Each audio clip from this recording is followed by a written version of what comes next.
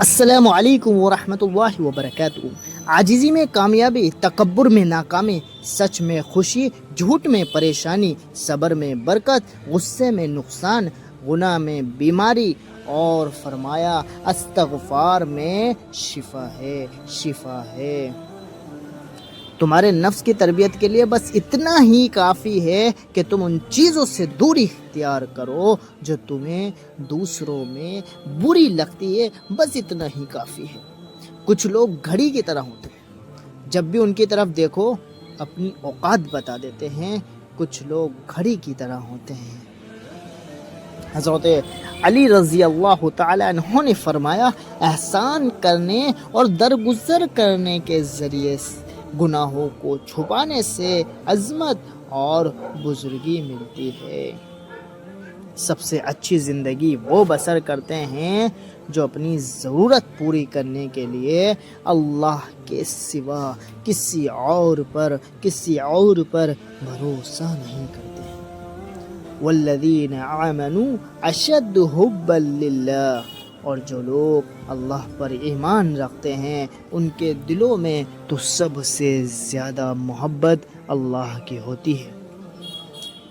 اپنے بڑوں کے مشورے پر عمل کرو، اس لیے نہیں کہ وہ ہمیشہ سچ بولتے ہیں، بلکہ اس لیے کہ انہیں غلطیوں کا زیادہ تجربہ ہوتا ہے آپ سے، کیونکہ عمر ان کی زیادہ ہوتی ہے۔ صدقہ خیرات کرو، چاہے کھجور کا ایک ٹکڑا ہی کیوں نہ ہو۔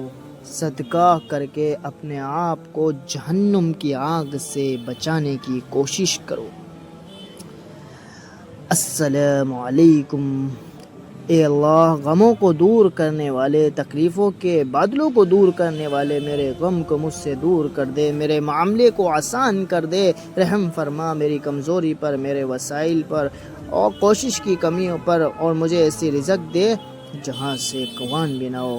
انسان کا سب سے بہترین دوست اللہ ہے، جو بہت جلدی مان جاتا ہے۔ یقین اور سچے دل سے اسے پکارنے پر اللہ کبھی اپنے در سے مایوس نہیں لوٹاتا۔